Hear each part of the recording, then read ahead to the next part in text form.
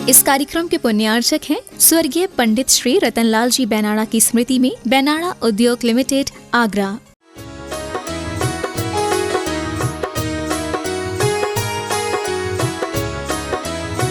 रो मत दास को उदासता का दास, ना तो सुर सुख चाहता, शिव सुख की ना चाह। तव थुति सरवर में सदा, होवे मम अवगाह। बोले देवादिदेव अतिशयकारी श्री चिंतामणि पार्श्वनाथ भगवान की। गुरुनाम गुरुआचार्य भगवान श्री ज्ञान सागर जी महाराज की। संत श्रोमणी आचार्य भगवान श्री विद्यासागर जी महाराज की। पूज्य निर्यापक मुनिपुंग श्री सुधा सागर जी महाराज की। पूज्य मुनि श्री प्रणम्य सागर जी महाराज की। बहुत अच्छा। आज वर्तमान काल में जो वातावरण चारों तरफ का बना हुआ है, कोरोना काल का, हर व्यक्ति प्रायः बहुत डरा हुआ है। ऐसे समय खासकर हम सभी लोगों को अपनी मानसिकता को मजबूत बनाने की आवश्यकता है। व्यक्ति की मेंटलिटी जितनी अच्छी बनेगी, स्वस्थ मानसिक रूप से रहेगा, और मानसिक रूप से स्वस्थ रहेगा तो शारीरिक रूप से भी अपनी फिटनेस को बहुत अच्छे से प्राप्त कर सकता है। आप बच्चे लोग पढ़ाई करते हैं, स्टडी करते हैं, लेकिन फिजिकल एक्सरसाइज के साथ साथ मेंटल एक्सरसाइज भी करते हैं। बच्चे लोग करते हो?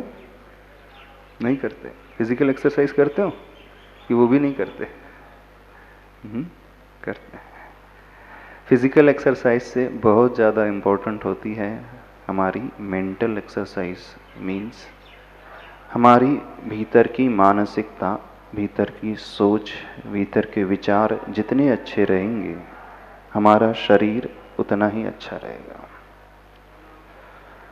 हम हर परिस्थिति को बहुत अच्छे से फेस कर पाएंगे, सामना कर पाएंगे। बाहर कितनी भी प्रतिकूल परिस्थिति क्यों ना हो, हम बहुत आसानी से उसको जीत लेंगे।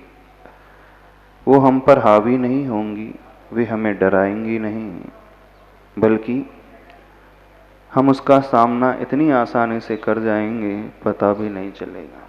तो आज के माहौल में सबसे ज़्यादा प्रमुख रूप से महत्वपूर्ण चीज़ है अपनी विचारधारा को बहुत अच्छी बनाना। उसी के लिए एक भावना आई थी कि कुछ ध्यान किया जाए। ध्यान का नाम सुना है आप लोगों ने?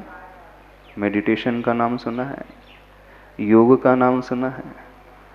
योग से मतलब प्राणायाम नहीं अकेले, योग से मतलब वह ध्यान तक पहुंचना।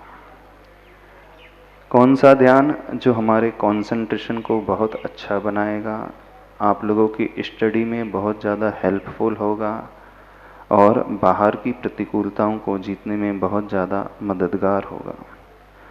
पूज्य प्रणम्य सागर महाराज जी के माध्यम से हमने थोड़ा बहुत सीखा है, जिसका नाम है अरहम योग। बहुत सरल विधि है। शरीर के साथ साथ हमारी मानसिकता भी बहुत मजबूत बनेगी। इसमें कुछ स्टेप्स हैं, उन स्टेप्स का आलम्बन लेकर के आप सभी लोगों को थोड़ा सा कुछ कराएंगे। चूँकि आज फर्स्ट डे है, थोड़ा सा इंट्रोडक्शन दे देते हैं। यह अरहम योग, तो उसमें अरहम शब्द आता है। पूजा करते हो भगवान की। अरहम इत्यक्षरम ब्रह्म वाचकम परमेष्टिनः सिद्ध चक्रस्य सद्बीजम सर्वतः प्रणमाम्यहम्। पूजा में यह एक श्लोक आता है अरहम शब्द किसका वाचक है? सिद्ध परमेष्टि का वाचक है। यानी जब हम अरहम बीजाक्षर का आलम्बन लेते हैं तो इसके आलम्बन से अपने भीतर बहुत सारी शक्ति प्रकट कर सकते हैं। बड़े बड़े मुनिराज जो होते हैं, जंगल में रहने वाले बड़े बड़े योगी जो होते हैं, जब वे ध्यान करते हैं तो इन्हीं बीजाक्षर का ध्यान करते हैं और इसके ध्यान से वे अपने कर्मों को भी नष्ट कर लेते हैं और अपनी आंतरिक शक्ति प्रकट कर लेते हैं। तो यह अरहम सबसे पावरफुल बीजाक्षर है। अरहम का अर्थ सिद्ध परमेष्टि का वाचक है और एक अरहम का दूसरा अर्थ है जो अरिहंत से सिद्ध की यात्रा को कराता है। अरहम योग से अर्थ है हम अपने अहम का विसर्जन करके अपनी योग्यता को प्रकट करें। अरहम का एक अर्थ होता है अपनी कैपेसिटी। इधर ध्यान से सुनो थोड़ा सा बच्चों लोग। अरहम का एक मीनिंग क्या होता है? अपनी भीतर की शक्ति को उद्घाटित करना। हर एक के भीतर बहुत शक्ति है, आप लोगों के भीतर भी बहुत शक्ति है। बस यदि हम पहचान जाएंगे तो हम सब कुछ प्राप्त कर सकते हैं जो जिंदगी में चाहते हैं। जो आप अपनी जिंदगी में अपने लक्ष्य को चाहते हो, अपने गोल को चाहते हो, फ्यूचर में जो बनना चाहते हो, क्या बनना चाहते हो अपने भविष्य में? अच्छा इंजीनियर, डॉक्टर, बिजनेसमैन, अच्छी सर्विस चाहते हो, क्या चाहते हो? पैसा चाहते हो? कुल मिलाकर के सभी लोग पैसा चाहते हैं, है ना? जो भी आप चाहते हो अपनी जिंदगी में, इसके माध्यम से हम सभी कुछ अचीव कर सकते हैं। तो यह अरहम योग ध्यान की यात्रा पंच परमेष्टि के माध्यम से अपनी शक्ति को उद्घाटित करना है। पंच परमेष्टि में नमोकार मंत्र आते हैं, अरिहंत, सिद्ध, आचार्य, उपाध्याय और साधु। तो इस अरहम योग से हम क्या करेंगे? अपने मन के अहम को विसर्जित करेंगे, ईगो को विसर्जित करेंगे। हमारा ईगो ही है जो हमें ऊपर उठने नहीं देता है। दो सबसे बड़े हमारे शत्रु हैं, एक हमारा भय, फियर, और दूसरा हमारा ईगो, अहंकार। ये भीतर के शत्रु हमें आगे नहीं बढ़ने देते हैं। जो व्यक्ति इन शत्रुओं को जीत लेता है, यानी अपने अहम और अपने भय को जीत लेता है, वह दुनिया में बहुत आगे बढ़ सकता है। अहम मतलब जानते हो? ईगो जानते हो? नहीं जानते? मान। वो हमें झुकने नहीं देता और जब तक हम झुकेंगे नहीं, हमारे भीतर क्वालिटीज़ नहीं आ सकती, गुण नहीं आ सकते। आप जो भी क्वालिटीज़ पाना चाहते हो, आप ज्ञान चाहते हो, अच्छे मार्क्स चाहते हो अपने एग्ज़ाम में, अच्छी डिग्री चाहते हो, यही चाहते हो ना? क्लास में क्या चाहते हो? अच्छा, हम विनम्र बनते हैं जब हम अपने मान अहम को छोड़ते हैं। तो जो टीचर के भीतर क्वालिटी होती है वो हमारे भीतर आने लगती है। जो ज्ञानी व्यक्ति के भीतर गुण होते हैं वे हमारे भीतर आने लगते हैं। यदि आप मनी भी चाहते हो तो जो आपसे बड़ा है फाइनेंशियली, पैसे में, उसके प्रति विनम्र भाव रखोगे तो वह पा जाओगे। भगवान के पास जब हम आते हैं मंदिर में, प्रभु के चरणों में झुकते हैं, उन्हें नमस्कार करते हैं, प्रणाम करते हैं ना, झुक करके भगवान को नमोस्तु कहते हैं, प्रणाम करते हैं, उनके चरणों का स्पर्श करते हैं। इसका क्या अर्थ है? भगवान के भीतर जो क्वालिटीज़ हैं, जो गुण हैं, वो हम अपने भीतर प्रकट करना चाहते हैं। तो मंदिर आने का पर्पस, मंदिर आने का सिद्धांत सिर्फ यही है। आप लोग हिंदी मीडियम वाले हो, इंग्लिश मीडियम वाले हो? इंग्लिश मीडियम, तो इंग्लिश के शब्द समझ में आ जाएंगे जो हम बोलेंगे। हाँ, तो मंदिर आने का पर्पस क्या होता है? प्रभु के चरणों में झुकने का उद्देश्य क्या होता है? जब हम झुकते हैं तो जो गुण प्रभु के भीतर हैं, भगवान के भीतर हैं, वो धीरे धीरे हमारे भीतर भी आने लगते हैं। तो अहम को सबसे प्रमुख रूप से जीतना सीखो। अहम को जीतने के लिए व्यक्ति झुकेगा तो अपने अहम को गलाएगा। तो जिंदगी में यदि ऊंचा उठना है, देखिए नियम अपनी जिंदगी में बनाओ, हम क्या बनेंगे? विनम्र बनेंगे, पोलाइटनेस अपने भीतर लेकर के आएंगे। जो व्यक्ति जितना विनम्र होता है वह उतना ही आगे बढ़ते चले जाता है।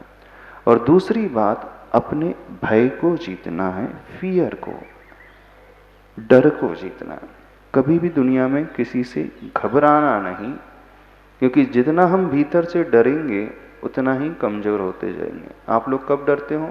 जब आपकी एग्जाम आती है, एग्जाम हॉल में, हाँ, जैसे क्वेश्चन पेपर आता है देख करके आधे बच्चे तो वैसे ही डर जाते हैं, जो याद था वो भी भूल जाते हैं। तो डरने के क्या परिणाम हुआ? जो हमारे पास था, भीतर माइंड में था, लेकिन जैसे ही एंटर किया एग्जाम हॉल में, क्वेश्चन पेपर देखा, अरे बहुत कठिन है, अब तो होगा ही नहीं, तो जो याद था वो भी भूल गए, यानी जो पास में था वह भी चला गया। समझना, जब जब हमारे भीतर फियर होता है, भय होता है, तो हमारी आधी शक्ति तो वैसे ही चली जाती है, और शक्ति चली गई तो हम बहुत कमजोर होते हैं और शत्रु हमारे ऊपर अटैक कर लेते हैं। शत्रु, चाहे वो वायरस का शत्रु हो, कोरोना वायरस का शत्रु हो, चाहे हमारी निगेटिव मानसिकता का शत्रु हो, अथवा वह फियर हमारे ज्ञान को भी ले डूबता है। तो आप लोगों को क्या करना है? एक संकल्प लेना है सभी लोगों को। कौन सा संकल्प? अपने अहम प्लस फियर, भय को मिनिमाइज करना है, कम करना है। और जब हम भगवान के पास आते हैं, भगवान की उस छवि को देखते हैं, प्रभु की मूर्ति को देखते हैं, क्या दिखता है? रोज देखते हो भगवान को, दर्शन करते हो सभी लोग, प्रतिमा को भी देखते हो। प्रतिमा के दर्शन करके क्या मिलता है आपको? क्या सीखते हो? भगवान के दर्शन से आपने क्या पाया? शांत छवि है भगवान की।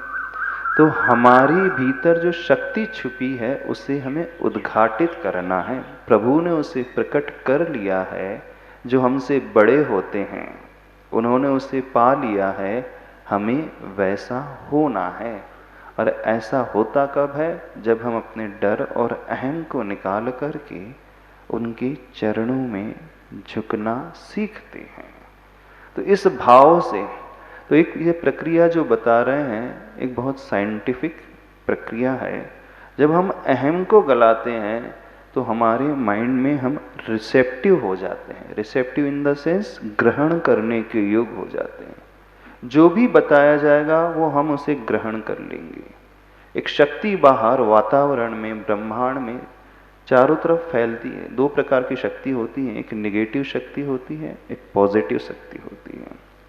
जितना हम भीतर से रिसेप्टिव होंगे उतनी ही पॉजिटिविटी अपने भीतर प्रवेश कराएंगे। और जितने ही हम रिसेप्टिव नहीं होंगे इन द सेंस ग्रहण करने के लिए अपने आप को तैयार नहीं करेंगे। फॉर एग्जाम्पल, जैसे सूर्य का उदय हो गया और आपने अपने घर रूम की खिड़कियों को बंद रखा है, तो किरणें प्रवेश करेंगी भीतर? नहीं प्रवेश करेंगी। और जैसे ही आपने अपने रूम की खिड़की को ओपन कर दिया, खोल दिया, तो आपने एंट्री के लिए उस सूर्य की किरणों को मार्ग दे दिया। तो खिड़की, विंडो को खोलने का अर्थ क्या हुआ? आपने उस ऊर्जा वाली जो शक्ति बाहर थी, सूर्य की जो शक्ति थी, वह आपके भीतर, आपके कमरे में प्रवेश करने लगी। ऐसे ही हमारे मन में कुछ खिड़कियां होती हैं जिनकी दरवाजों को प्राय दुनिया के लोग नहीं खोलते हैं। और वो खिड़की के दरवाजे खुलते हैं, कब खुलते हैं?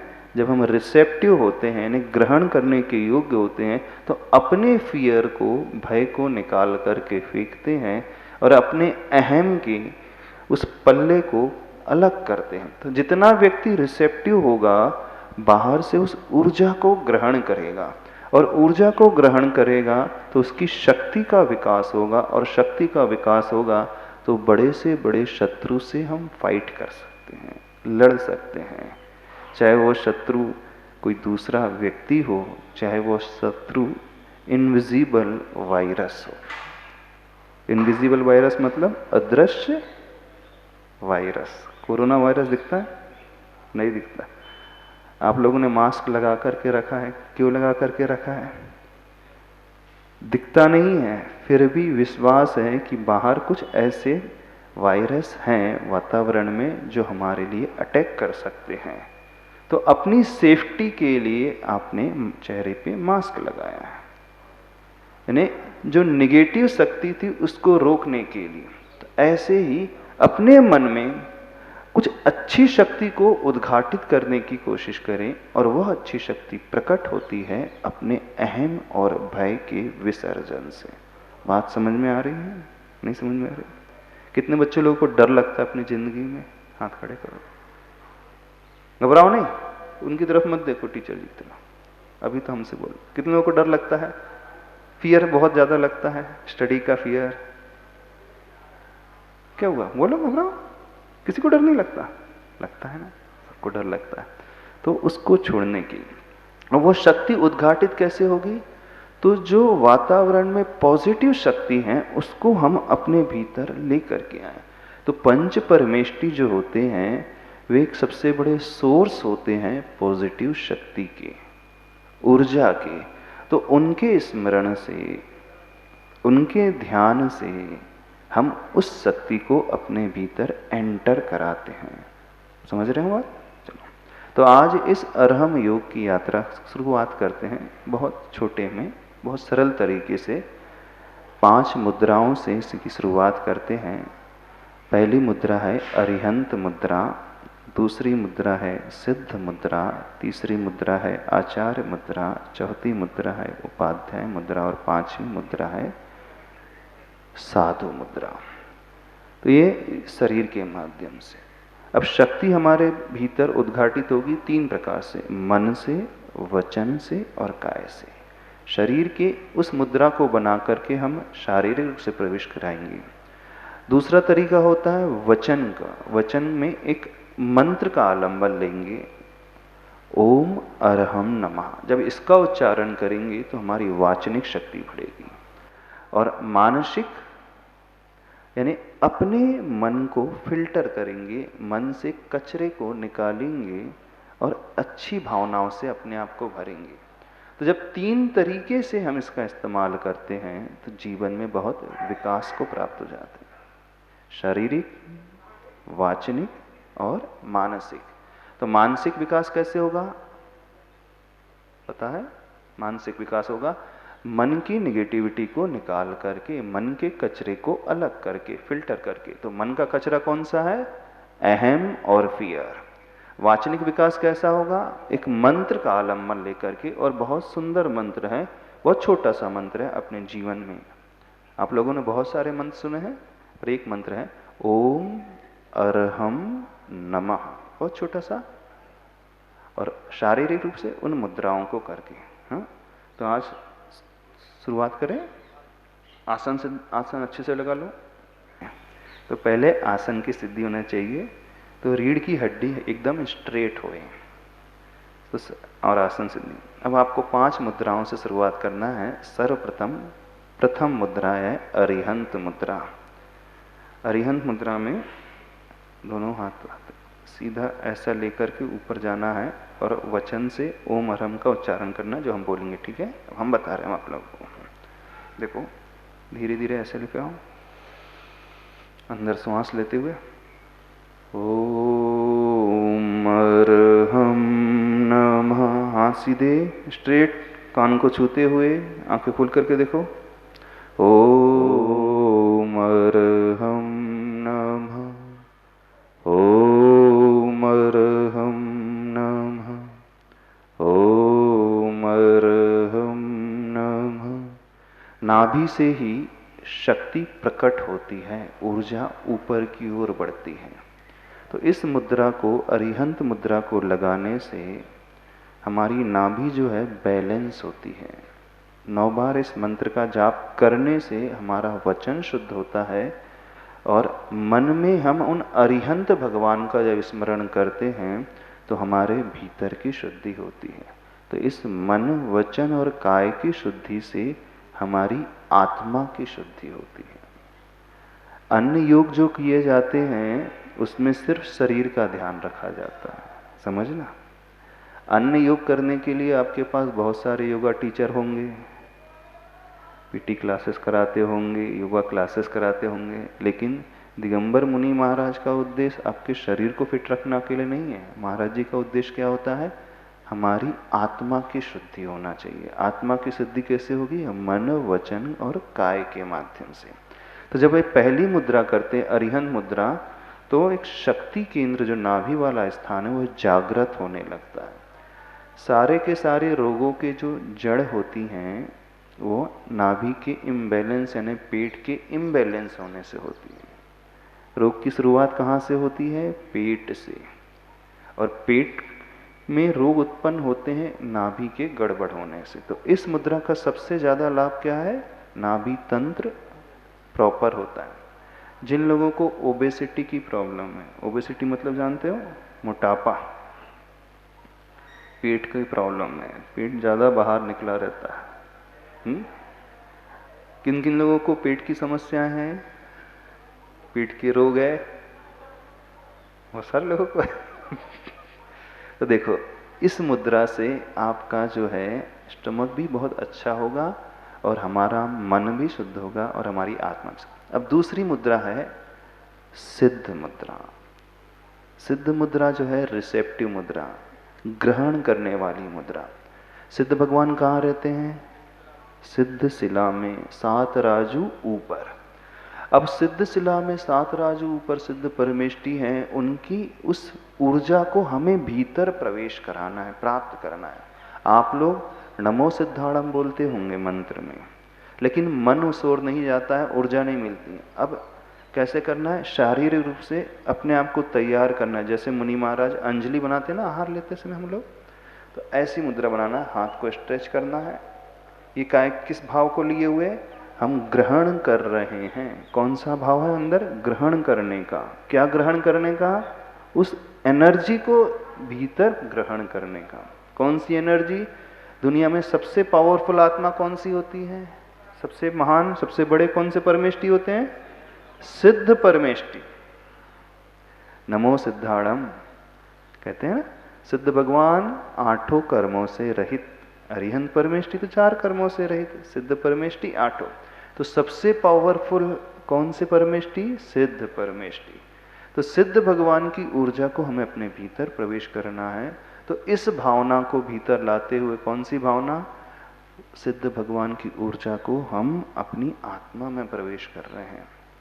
आसन सीधा रखें, हाथ को ऐसा करें, इस मुद्रा को पहनाएं, रीढ़ एकदम सीधी स्ट्रेट।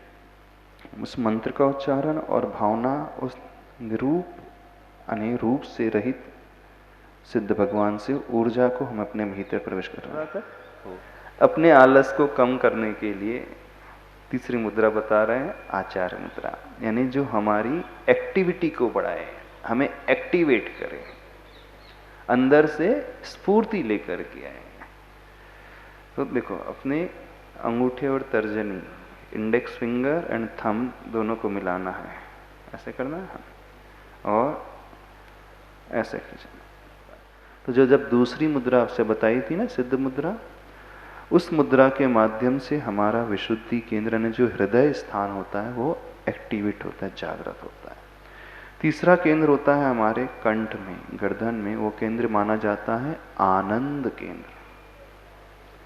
व्यक्ति को बहुत आनंद की आवश्यकता होती है। आनंद तो हर कोई चाहता है, सुख हर कोई चाहता है। तो यहाँ से केंद्र इन द सेंस भीतर बॉडी में कुछ ग्लैंड्स होते हैं, ग्रंथियां होती हैं, उनसे कुछ लिक्विड सीक्रेट होता है, निकलता है। तो जब ये केंद्र एक्टिवेट हो जाता है तो हमारे भीतर वो आनंद उत्पन्न करता है। चौथा केंद्र होता है दोनों आईब्रो के ठीक बीचों बीच, जहाँ आप चंदन लगाते हैं, तिलक लगाते हैं, वो केंद्र होता है ज्ञान केंद्र,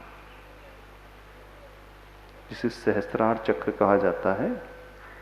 और पांचवा केंद्र होता है सिर के सबसे ऊपरी स्थान में, कपाल के बीचों बीच दर्शन केंद्र, है ना।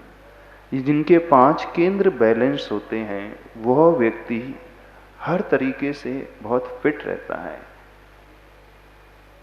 उसकी एनर्जी लेवल बहुत ज़्यादा रहती है, वो आलसी नहीं होगा, उसका ज्ञान का लेवल भी बहुत ऊपर उठा रहेगा, उसका सुख भी बहुत आनंद रहेगा, वो निर्विकल्प रहेगा, उसका शरीर भी बहुत स्वस्थ रहेगा।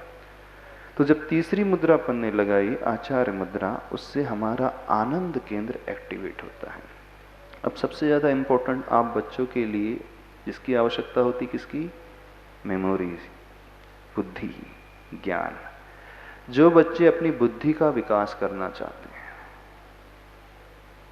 बुद्धि का विकास तो हर कोई चाहता है, क्योंकि लर्न ही नहीं होता है, याद ही नहीं होता है, याद करते हो ना भूल जाते हैं, आगे पाठ और पीछे सपाट आज याद किया और कल भूल गए। तो जिनकी मेमोरी वीक है,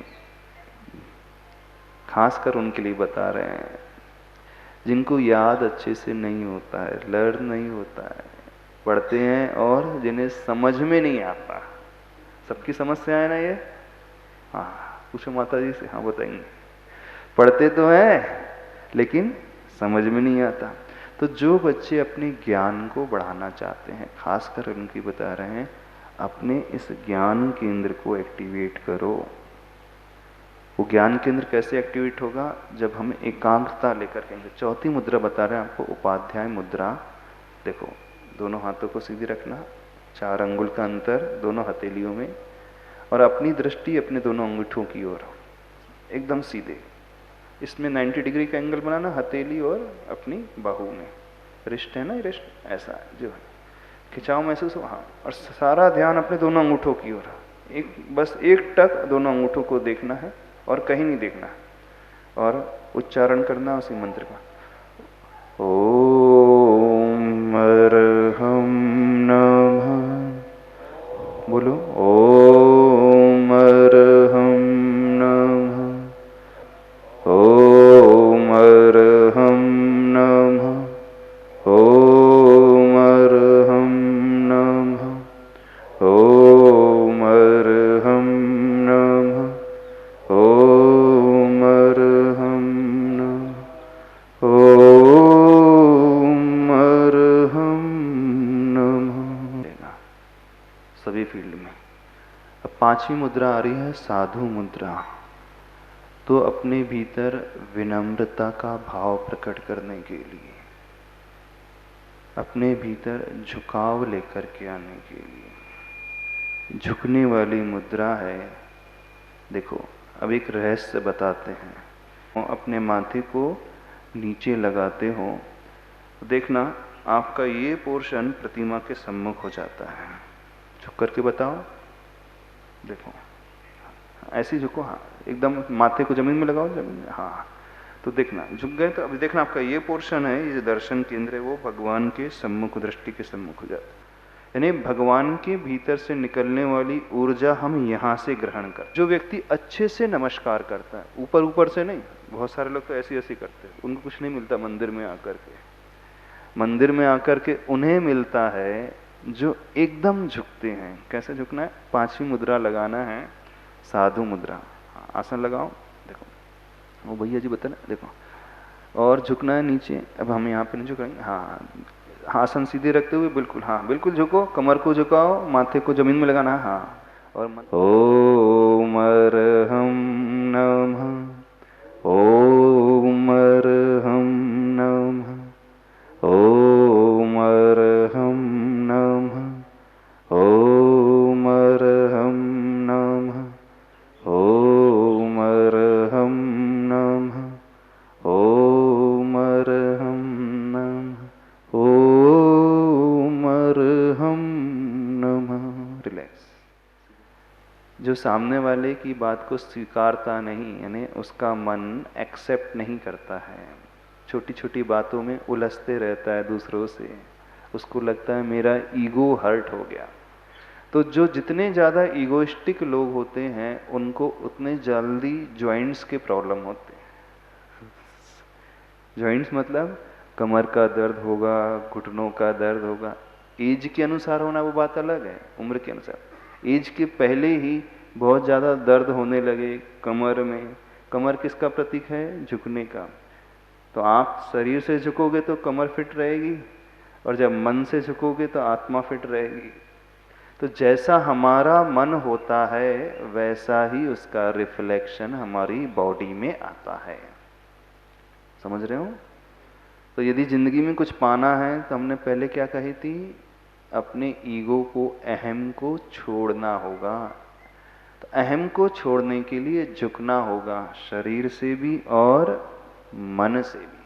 तो जितना आप झुकोगे सामने वाले की क्वालिटीज आप अपने भीतर आएगी। ठीक है, तो ये फर्स्ट राउंड है इस अरम योग का। अब दूसरी चीज चलते हैं।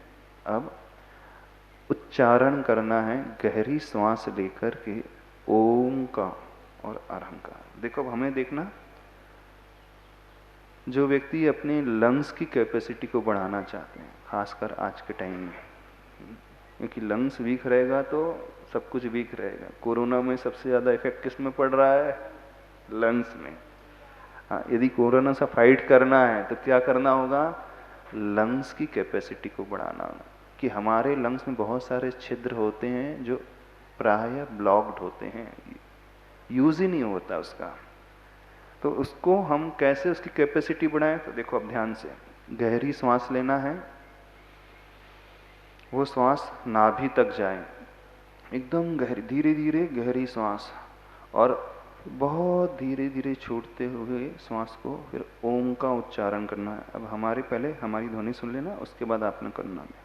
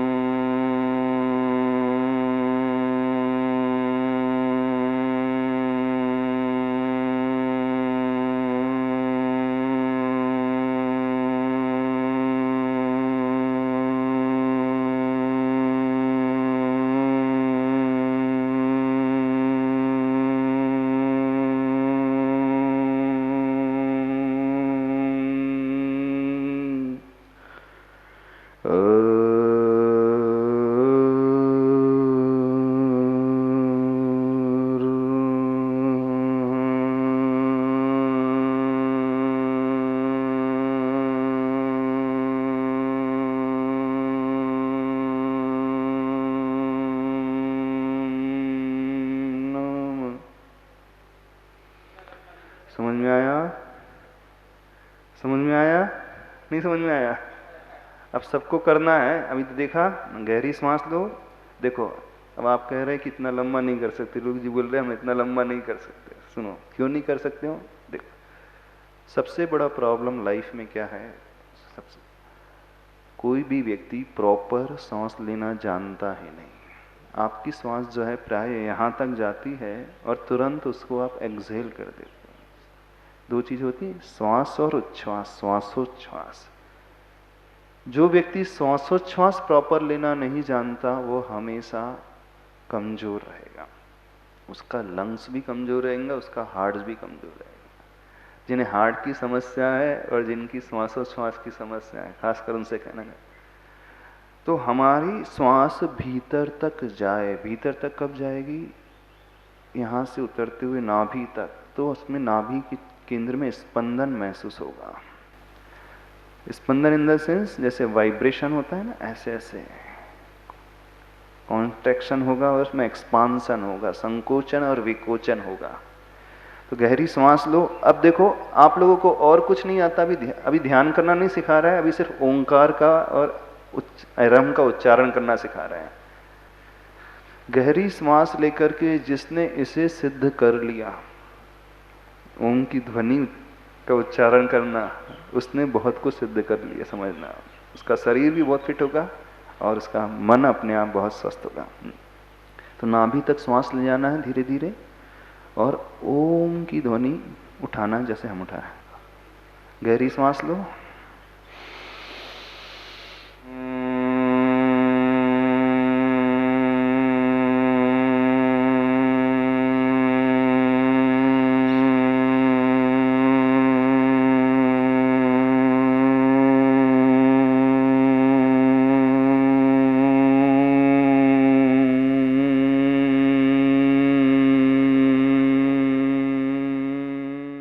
इच्छा शक्ति से और हमारी लंग्स की कैपेसिटी से, दोनों ही चीज की आवश्यकता है। किससे? हमारी दृढ़ इच्छा शक्ति, पॉजिटिविटी भीतर रहेगी और हमारी श्वास लेने की शक्ति। दुनिया में, अच्छा बताओ, आप सबसे ज्यादा अपनी लाइफ में इंपॉर्टेंट किसे मानते हो? सबसे ज्यादा मुख्य आपकी जिंदगी में कौन है? ऐसी कौन सी चीज है, ऐसा कौन सा व्यक्ति है जिसके बगैर आप नहीं रह सकते हो? अच्छा बताओ, रोटी ना मिले तो कितने दिन रह सकते हो आप लोग? रोटी ना मिले आपको, भोजन ना मिले तो कितने दिन जीवित रह सकते हो? बहुत दिन जी सकते हैं व्यक्ति। 10-10 उपवास करते हैं कि नहीं? 10 लाक्षणी करते हैं बच्चे लोग। जब 10 लाक्षणी करते तो 10-10 उपवास करते तो भोजन नहीं करते, फिर भी जीते हैं कि नहीं? कुछ लोग तो 1-1 महीने का उपवास कर लेते हैं, फिर भी जीते हैं। अच्छा, पानी ना मिले तो बहुत दिन तक जी सकते हैं। कोई व्यक्ति ना मिले तो बहुत दिन से, और श्वास ना मिले तो, श्वास ना मिले तो कितने दिन? सबसे कम। तो हमारे प्राण जो है आधारित रहते हैं, हमारा जीवन चलता है किससे? सबसे ज्यादा श्वासोच्छ्वास पर डिपेंड रहता है। और सबसे ज्यादा उपेक्षा किसकी होती है? श्वासोच्छ्वास की। जिससे हमें जीवन मिलता है हम उसको निग्लेक्ट कर देते हैं। सबसे बड़ी बात है कि नहीं? तो सबसे ज्यादा जो हमें प्राण देता है वो प्राण वायु, वो शक्ति, उसको लेना सीखो, ग्रहण करना सीखो। आप अपना मेमोरी पावर बढ़ाना चाहते हो, विल पावर बढ़ाना चाहते हो, शरीर की शक्ति बढ़ाना चाहते हो, हर प्रकार से मजबूती चाहते हो, तो इसको सिद्ध करो, जिससे प्रतिदिन सिर्फ 9 बार करना है। क्या? घड़ी रख कर के श्वास लेना है और 60 सेकंड तक ओम की ध्वनि चलना चाहिए।